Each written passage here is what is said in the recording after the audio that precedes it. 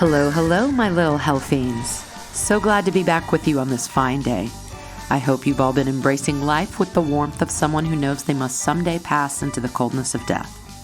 But we'll hopefully have many more tales to share before that expiration date hits. This month I've been doing some real-life exploring of the world around me and found some lurid tales lurking right here in my own dusty stretch of desert that inspired today's discussion.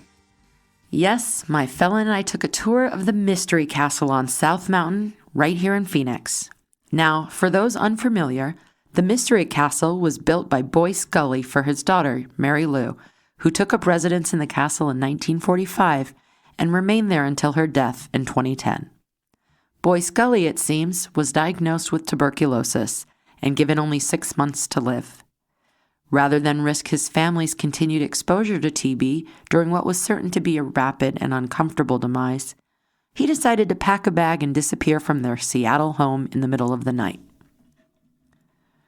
The next few years put Gully in a bit of a haze as he wandered northern Mexico and the southwest U.S., spending some time in a TB center in what is now Sunny Slope, before he finally settled on an unclaimed plot of land on South Mountain, where he began building a castle for his daughter using the odds and ends he could scramble together. Everything from hubcaps to glass bottles can be found cemented into the 3-story, 18-room castle.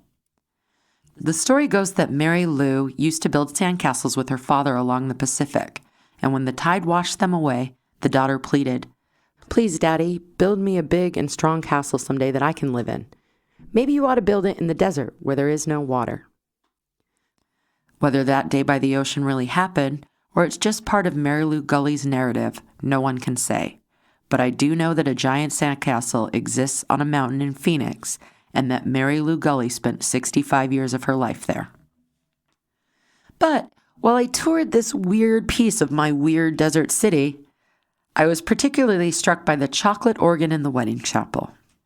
3 adjoining rooms greet visitors who amble up the path to the castle. They are known as Purgatory, Heaven, and Hell. Heaven is the chapel, Purgatory the central waiting room, and Hell, of course, is the dark bar on the opposite side, carved right out of the mountain. Mary Lou's mother, it would seem, didn't quite have all too happy an outlook on marriage. Then again, her husband disappeared in the middle of the night, and once she found out he was alive somewhere in Arizona, wouldn't answer any of her letters to offer explanation. So, for this marriage chapel, she procured a very special organ from a woman purportedly known as the Chocolate Widow of Tombstone, Arizona. Tombstone was a bustling mining town, so no surprise that it wasn't too uncommon for a young widow of the mines to find herself another husband, maybe even another miner. But the Chocolate Widow apparently lost 6 spouses before it was discovered that it wasn't the mines, but a rich chocolate cake that the woman served her husbands, laced with cyanide, that did them in. Now, lots of folks manage to mingle myth and actual marvel, so I did a little digging and could turn up very little about the Chocolate Widow of Tombstone. But I did find out that a woman named Elsie buried 6 husbands up on Boot Hill. Whatever the case, Mrs. Gully had a dark view of marriage or a macabre sense of humor. Either way, I think we might have gotten on just fine, and the chocolate organ sits proudly in the Mystery Castle to this day. That got me thinking about some other black widows. Arizona has a few sordid tales of its own, and why shouldn't we? We certainly provide refuge to those lethal arachnids from whence we draw the phrase, Black Widow. Every few months I have to clear out a few of their webs from low spots where my dog Eleanor might wander. Maybe a warm climate encourages black widows of the human persuasion as well. From Valerie Pape, the Scottsdale salon owner who dismembered her husband, to the notorious Jodi Arias who stabbed her lover 27 times before slitting his throat, we have more than our fair share of murderesses. And what is it that makes a female killer a black widow rather than just your run-of-the-mill murderess? Let's start by taking a moment to gain some perspective. Men represent 89.5% of homicide convictions in the U.S., almost 90%. And of course, women are most likely to be the victims of that violence. Women account for 63.7% of domestic homicides and 81.7% of sex-related homicides. And according to a report from The Atlantic, nearly half of all murdered women are killed by a romantic partner. So, by the numbers, if you're going to get murdered, you are most likely a woman about to be killed by a man you know and maybe even love. When women do commit murder, the most common reasons are, surprise, self-defense, or in response to domestic abuse. Black widows, however, shock the general public by spinning that story on its head. They attack their prey. And yes, I do mean prey. Much like the spiders they are named for, black widows murder their mates, oftentimes without provocation. Let's dive into the history books to a British serial killer that came on the scene before Jack the Ripper caused all that fuss in London. Mary Ann Cotton was born in 1832 in jolly old England and supposedly started her killing spree some 30 years later. Mary Ann, it seems, was mainly in it for the money, but personally I think she had some other reasons as well.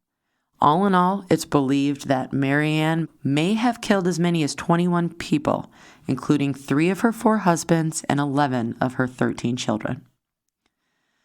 Now, Mary Ann Cotton might have really raked up the numbers, but this next serial killer had a sense of style that made her quite notorious in her day. Evelyn Dick was born on October 13th, 1920, in Ontario. She's better known as both the torso killer and the Canadian Black Widow. Word has it, Evelyn had a bit of a reputation for being a gold digger just when the term was moving from its literal interpretation to the more figurative one we're more familiar with these days. Thanks, Kanye. After only 5 brief months of marriage, Evelyn decided to ditch her betrothed by killing him and sawing off his limbs. Some children found the headless, dismembered torso of John Dick, and Evelyn was arrested for murder. She almost got away with it, too. She was convicted and sentenced to hang in 1946, but she was acquitted on an appeal due to a technicality. But in 1947, she was arrested and tried again. This time because of a partly mummified body found in a suitcase filled with cement. The body belonged to Peter David White, Evelyn's own infant son. She was handed a guilty verdict and a sentence of life in prison, only to be paroled 11 years later in 1958. Evelyn disappeared, changed her name, probably built a new life in a new place, and never let on about her history of violence. But there is a popular children's song inspired by this part of Canada's history that goes, "You cut off his legs, you cut off his arms, you cut off his head. How could you, Mrs. Dick?" Now that's Mrs. Evelyn Dick, but yes, I believe the play on this name is probably on purpose. Children can be rather creative when it comes to these things. I wonder if old Evelyn Dick ever heard the children singing that song wherever it is she landed after her release from prison. And when she heard it, did it make her laugh or cringe? Let's jump back to the States for our next Black Widow. This one's a personal favorite because she would actually tell her victims they were going to die before she acted. Yep, Tilly Klimek, born Ottilie Grubrick in Poland, claimed to have premonitions or precognitive dreams that someone around her was going to die. And then, poof, they did. Tilly started her killing streak in 1914 when she predicted the death of her first husband, John Mitkowitz. Tilly and John had been married nearly 20 years, but she told a friend she had a premonition that she would find him dead on a certain day. And what do you know? He died that day. John was just the first of what is believed to be about 20 victims, 14 of which ended up dead, all attributed to Tilly's poisonous ways, including 4 husbands, several relatives, a couple of neighbors, and even one annoying neighborhood dog. Over her 9-year killing spree, Tilly made a lot of predictions. She even went so far as to taunt her 3rd husband, Frank, with her premonitions. "It won't be long now. You'll be dying soon." Tilly joked with neighbors that Frank wouldn't be among the living for too much longer, and she didn't stop there. Tilly knitted her own mourning hat while sitting next to Frank and asked the landlord for permission to store a bargain casket in the basement. She insisted it was her ability to foretell the deadly fates of those around her that made her so certain about Frank's approaching end. But it wasn't phenomenal psychic powers. It was arsenic. And, unfortunately for Joseph Klimek, it took another husband before anyone worked out that bit. When she was finally picked up for murder, the Chicago Tribune claimed that Tilly told the arresting officer, "The next one I want to cook dinner for is you." She didn't get the chance. She was handed a life sentence in prison once investigators started tallying up her victims. It was such an extraordinary tale with an unprecedented head count as more bodies were exhumed and tested for arsenic that the newspapers might have gotten a bit caught up in all the hype of Tilly's tally. They even went so far as to suggest she was the high priestess of a Bluebeard clique in Chicago's Little Poland neighborhood. But as other neighborhood wives were rounded up for arrest and then later released, it was decided that Tilly acted on her own vicious accord. Yes, Tilly seemed to derive some personal pleasure from the whole killer run amok thing. A mere annoyance was grounds for a death sentence in her little black book.